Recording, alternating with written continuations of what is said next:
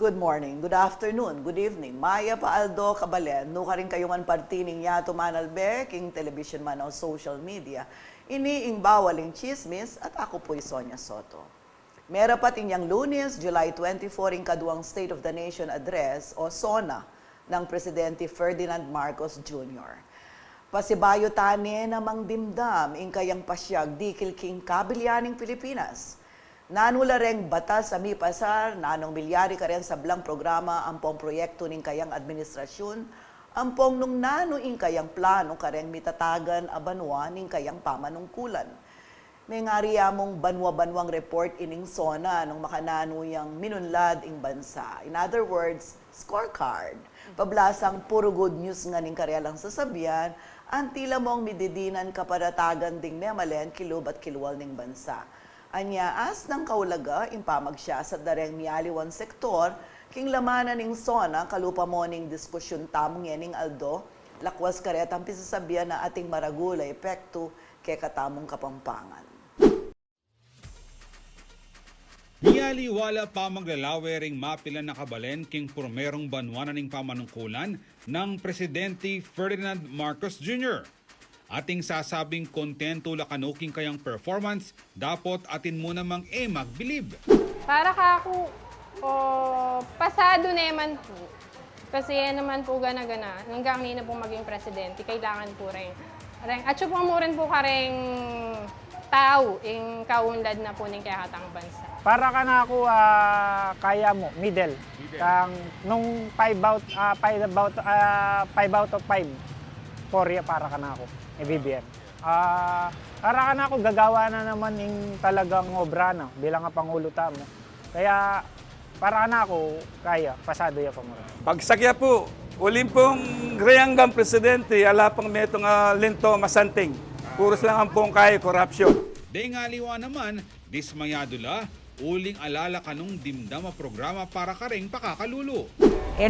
Naman po ako against President BBM keng sasabyan mong bayong Pilipinas, pero sana ikaming kalulo damdaman mi ing sasabyan mo. Sana ding penga ko da panindigan da, naring penga ko da para ka ring kalulo tupdan de. Makanyan mo rin, ela kanumaniwala ring mapilang magtinda king meging pasyag ng Marcos Jr.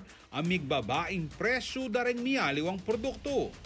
Nung lawen neman ing available data ng Department of Trade and Industry, dikikin suggested retail price o SRP, mayakit na alang pa magbayo o mitas papining presyo ng panyaluan manibat August 2022 hanggang February 2023.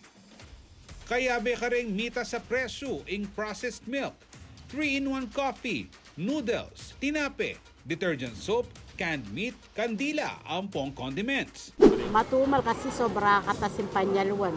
Dati bebenta kami mong 180, mga yan, 190. Yan yan 220, ala talapa dapat 230. O di nga lakan choice. Buruan mintinda mo. Siyempre, biyan na kami, bata ng $1 at ang pamayat.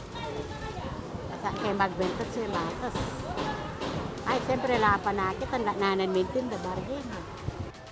Yebon. Taba.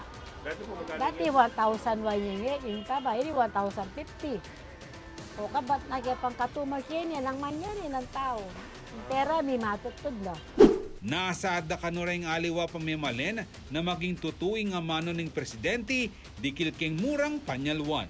Samantala, migpasagla mo namang positibong reaksyon deng miyaliwang sektor king milabas a SONA. Aprobado na ng businessman na Rene Romero ing Build Better More program ng Marcos Jr. At ngayon, nung akit mo itang programa na pelagwandeng Build Better More na BBM, itang build ng Duterte, ing Marcos, Build Better More.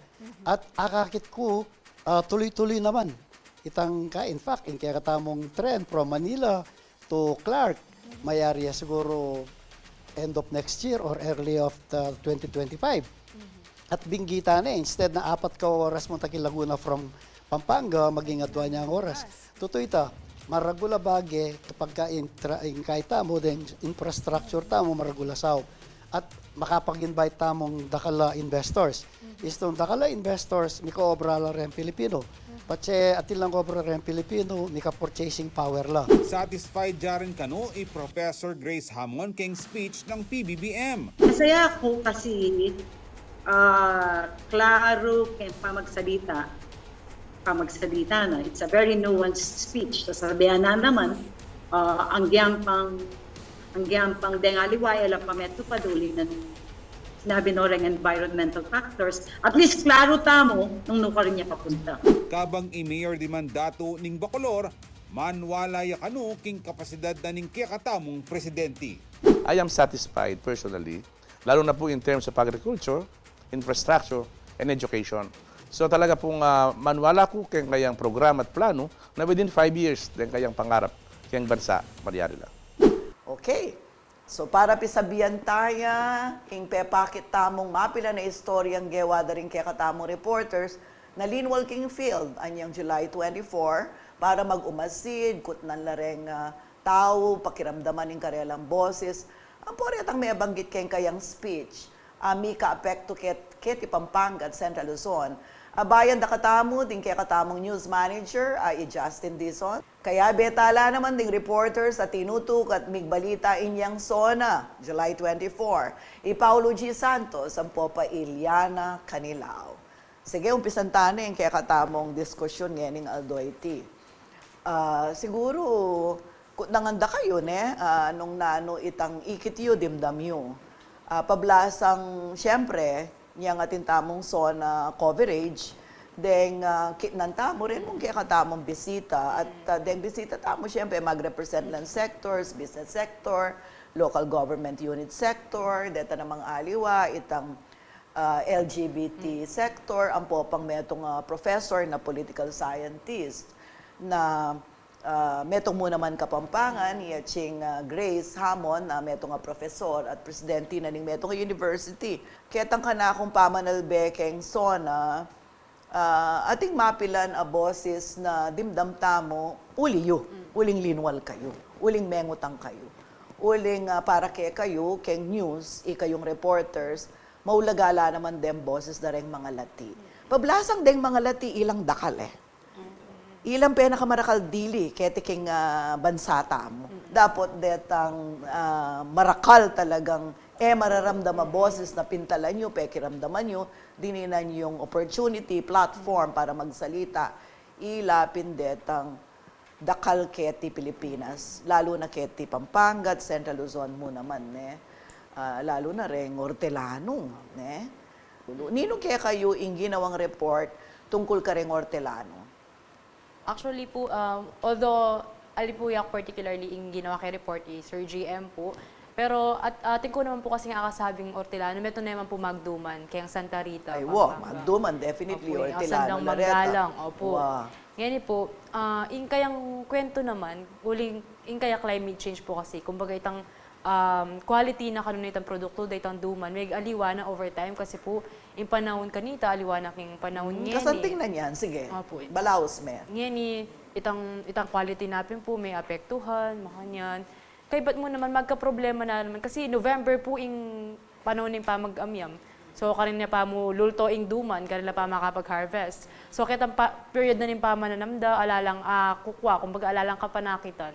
Ngeni, sasayang singla uling ketang puro paluwal, ketang abang pamanaya king amyam, puro pa magpaluwal, ing resources, ing pera, makanyan. Anya ma'am problema la rin ng Hortelano, uling king kilub na ning period ay ta, ning karelang pamananam, alalang kapanakitan, syempre, ing aldoldo dang gagastusan, king pamilyara, ing pamananamda, ing gagamitan dang pataba, makanyan. Anya, ing panawagan da sana king gobyerno na sana, may di na lang financial assistance, anti mo po kanitang di na pautangan no ning gobyerno balang atin pamayad karen namang karelang magobra makanita po yung karelang pakisabi. Actually metong niya karen sinabi ng Mr. Rene Romero yan ketang interview ng Jennifer Salenga niyang Sona coverage on July 24 itang agkataning gobyerno na sana suporta nala rin mga lating magnegosyo. Kaya benala siyempre, anti mo rin magduduman. Kasi bisa katali, yung pinakamaragul diling pibatanan ng kaya katamong ekonomiyang lokal, actually buong Pilipinas ilapin din ausan tamong MSMEs, ang micro, small, and medium enterprises. Ilang mas dakal deta na sana suportahan ng gobyerno. In fact, yan naman manyad din naman direktamenting manyad ayuda o kaya subsidy ing adwanda itang adinandalang detang small loan facility ausan da na mababa mo ing interest pablasang gobyerno yung magpaparam karela Kaya sona ng Presidente Marcos, sinabi na naman in climate change. At yung sinabi na, kaya dakalta na ka no mga sakit aral o leksyon kaya climate change, yung epekto na, lalo na karang past disaster, sana sinabi na we are reorganizing our response teams to make them more adaptable, agile, and effective in times of calamities and crisis with a clear unity of command. Pero mas pertaining to mga disaster management, itang kayang tutukuyan masantingitan sinabi mo from the perspective of meto nga magduduman. Nung makanano in climate change, nung ka rin may naliwana in cycle, naning pamananam ang po ang pamamupol, ang po ang pamagtinda, karetang-karelang produkto. Ini dapat makakayabi talaga keng agenda na ning gobyerno. Aliwa mo ding LGUs. Kasi may aliwano man na pamangailangan din tao, maski pa sabihan tamang ating mandanas ruling ngayon, ating yung epekto kitang share na ning income keng national wealth na akakwada ring LGU. Talagang pagpisasabihan climate change, talagang national policies ang popang national government support in kailangan Of course, atin tamo mo naman siyempreng role, itamo as individuals, nung makananong in climate change, eta ni prevent pero itang impact na ma-mitigate Ika, Paulo, nino inga kasabi mo, akatalamitan mo niyang mag-cover kanyang zona.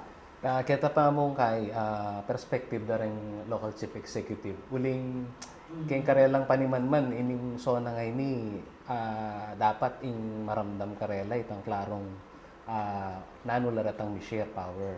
At itang executive order na kakitang panahon ng Presidente Duterte, malino na atin yung direksyon itang magkano itang para karela tagana. At saka dani kanong paglaban niya, Chison, 1991 pa. At pabanggita na particularly kini balena ni San Simon metong yung agricultural na area at atin niya naman industrial park kini Pampanga.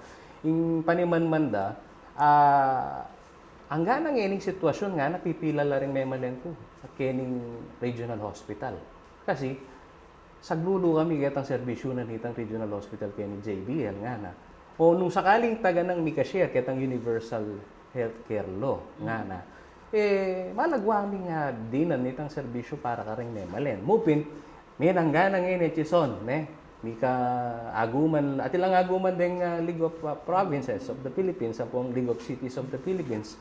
Hila mo naman, ere aintin dyan, o ba't meging malino, kitang zona ng Presidente Marcos Jr., ining share kitang power. Anya, in reaction da, kahit nung mag-take lang legal action kanining susunod na panahon, buride pang pakilasan masalese. At yan sinabi pala yung Presidente na magbabaka ng presyo da rin panyaluan. What was the reaction ng general public, ng netizen? Siyempre, atinang maili, atinang no ka rin po yan napuntalan kaya namakanyan. So, the following day, what we did, kami nga doon JMP, sabihan niya, muntaan na aking palengke, lawenta mo talaga, nung nanulo nga sabi da,